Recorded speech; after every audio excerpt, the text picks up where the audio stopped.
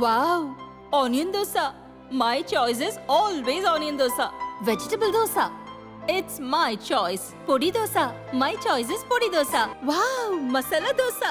It's always my choice. Dosa வகைகளில் ஒவ்வொருவருக்கும் ஒவ்வொரு சாய்ஸ் இருக்கலாம். ஆனால் எல்லா வகை தோசைகளுக்கும் ஒரே சாய்ஸ் இதயம். சுரா கைட் 11ஆம் வகுப்பு பொதுத் தேர்வுக்கான புதிய பதிப்பு. அதிக மதிப்பெண் பெற சுரா கைட் அனைத்து புத்தக கடைகளிலும் கிடைக்கும். Also available on Amazon, Flipkart and surabooks.com.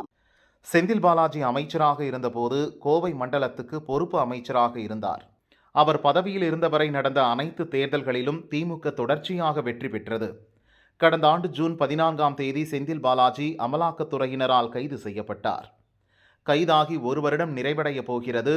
இந்த நிலையில் கடந்த 8ஆம் தேதி சென்னை அறிவாலயத்தில் திமுக எம்பிக்கள் கூட்டம் நடந்தது. அதில் வரும் 14ஆம் தேதி கோவையில் லோக்சபா தேர்தல் வெற்றி விழா, கருணாநிதி நூற்றாண்டு நிறைவு விழா, முதல்வர் ஸ்டாலினுக்கு பாராட்டு விழா என முப்பெரும் விழா நடத்த தீர்மானிக்கப்பட்டது. செந்தில் பாலாஜி கைதாகி ஓராண்டு நிறைவு பெறும் நாளில் முப்பெரும் விழாவை, அதுவும் அவர் பொறுப்பு அமைச்சராக இருந்த கோவையிலேயே நடத்துவது நெருடலை ஏற்படுத்தும் என திமுக நிர்வாகிகள் கூறினர். இதையடுத்து இடத்தை மாற்றலாமா என திமுக தலைமை யோசித்தது. அதற்கும் நிர்வாகிகள் சிலர் விரும்பவில்லை. இதையடுத்து விழா தேதியை மாற்றலாம் என திமுக தலைமை முடிவெடுத்தது.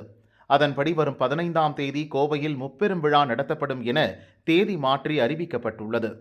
திமுக பொதுச் செயலர் துரைமுருகன் வெளியிட்ட அறிக்கையில் முப்பெரும் விழா 14ஆம் தேதிக்கு பதிலாக 15ஆம் தேதி கோவை கொடிசியா மைதானத்தில் நடக்கும் என கூறியுள்ளார்.